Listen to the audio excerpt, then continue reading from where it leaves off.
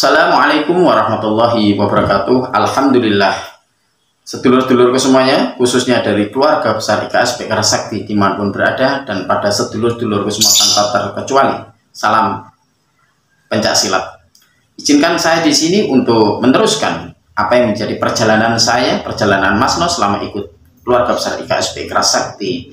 Pada episode yang kemarin, yang ke-6, saya menceritakan bahwa saya setelah latihan kembali sama Pariono, ya, sama Pariono di Monas. Salah satu Pariono adalah pelatih tetap dan saya cuma sebagai warga biasa atau pendekar biasa yang sering latihan datang. Akhirnya Pariono itu mendirikan satu pengobatan alternatif dengan nama Gria Spiritual dan pengobatan alternatif di daerah Ciledug, Jawa Barat sana, Banten ya kalau nggak salah, di Kreo tepatnya. Di saat itu saya dengan Pariono membuka satu pengobatan. Kenapa Pariono sampai masuk ke dunia pengobatan? Insya Allah saya lebih tahu secara detail. Makanya mohon maaf kalau kenapa Kang Pariono atau Mas Pariono itu lebih melepaskan untuk menjadi pelatih Kerasakti daripada membuka dari pengobatan alternatif, walaupun itu di manajeri, ada seorang manajer namanya Mas Pur tadi dari Tegar. Nah, salah satunya adalah alasan yang membuat kuat adalah Pariono sudah berkeluarga. Saat itu beliau sudah mempunyai anak kecil ya, kurang lebih dari usia 2-3 bulan kalau nggak salah. Maka dari itu dia mungkin tanda kutipnya membutuhkan kebutuhan yang tidak hanya sedikit ya, mungkin tanda kutipnya dia ingin mencari yang lebih, tidak mau mencari sesuatu yang nanti menimbulkan fitnah. Suatu contoh, nanti dikirain cari makan di perguruan dan seterusnya. Ini mohon maaf untuk saya sampaikan. Nah, di situ saya dengan Pariono memang masuk ke dunia spiritual atau ke dunia paranormal. Dari situlah saya tahu lebih banyak dunia gaib. Karena apa? Percaya tidak percaya, mau nggak mau, ini saya akan menceritakan apa yang saya alami. Saya tidak mau menceritakan sejarah orang, saya tidak mau menceritakan pengalaman orang yang tidak saya lihat dan saya alami sendiri. Itu bisa katanya dan itu bisa ditambahi serta dikurangi. Tapi kalau ini, insya Allah, apa yang saya alami, apa yang saya lihat, itulah yang akan saya ceritakan. Di kala itu, di pengobatan kami, di tempat yaitu di Gria Spiritual, yaitu berada di Kreo, Ciledug, Tangerang sana, ini ada seorang ibu-ibu, tentu tidak bisa sebutkan satu namanya maupun dari mana asal kotanya, itu kurang etis di sini. Ada orang ibu-ibu menangis, minta tolong Ki, minta tolong, karena di situ saya kan yang saya sebutkan nama saya di situ bukan Mas No atau Mas Pariono, tapi nama yaitu dua orang, satu nama yaitu Ki Gali Roso. Dari situ dia menangis, Assalamualaikum Ki, saya sudah tobat Ki, saya menangis Ki, saya gimana cara saya tanya, ada apa Ibu, ada apa gitu.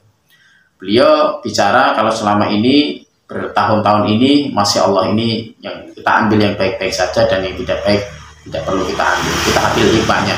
Seorang ibu ini bercerita sambil menangis, Ki, saya ingin bertobat pada Allah, Ki. Saya ingin bertobat pada Allah. Ada apa Ibu? Ada apa ini? Ada yang bisa saya bantu? Apa yang saya bisa bantu? Ibu tenang dulu, diem, baru bicara. Minum dulu, saya sambil begitu. Nah, di situ Ibu menangis. Ki, jujur selama ini saya hidup adalah di jalan yang kurang benar. Maksudnya apa?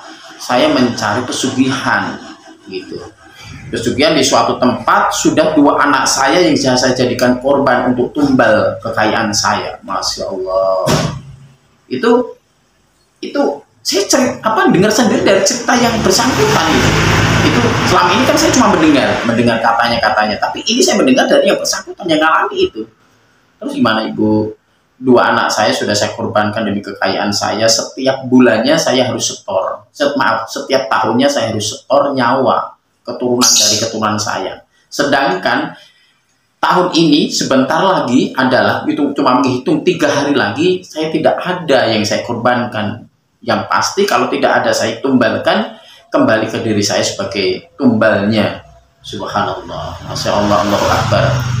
Di situ intinya singkat cerita, dia itu ingin dijadikan tumbal untuk kekayaannya sendiri. Maka dari situ dia minta tolong gitu, ingin bertaubat gitu, ingin tidak akan mengulangi, dan sebelum meninggal tuh dia lepas dari sekutu ataupun persekongkolan atau apa ya, perjanjiannya dengan alam gaib yang seperti pesugihan itu, Masya Allah. Lalu sebisa-bisa saya doakan, kita berzikir, kita betul-betul pasrah pada Allah Subhanahu wa Ta'ala. Saya harus pasrah betul bahwa semua ini terjadi karena skenario Allah, dan pasti akan ada hikmah di balik semua ini terjadi. Maka dari itu, dengan izin Allah, Allah masih memberikan kesempatan, Allah masih memberikan kenikmatan pada beliau, pada kami, sehingga 2 hari, 3 hari, 4 hari, 5 hari, sampai 1 bulan, sampai saya pastikan menanyakan kabar sampai 2 bulan, beliau masih ada umurnya, dalam arti beliau masih hidup. Insya Allah beliau sekarang sehat dan menjadi orang yang bisa lebih baik dari sebelumnya. Dan banyak lagi, seperti mungkin jual beli tanah yang mungkin kadang-kadang di luar akal kita sendiri, gitu.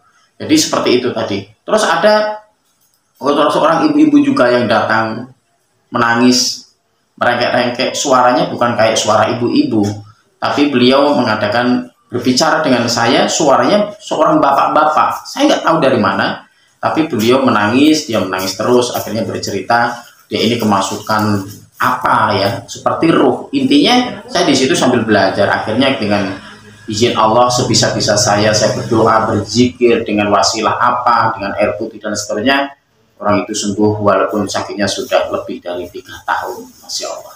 Hal-hal seperti itulah masih banyak lagi, dan nanti akan saya ceritakan saya dengan Pariono atau si Yopehong akan bergiliran tempat, kadang-kadang saya di Batam dan kadang-kadang beliau yang ada di Banten, atau sebaliknya dalam hal seminggu atau 2 kali sekali. Akan saya teruskan di episode yang selanjutnya. Terima kasih. Assalamualaikum warahmatullahi wabarakatuh.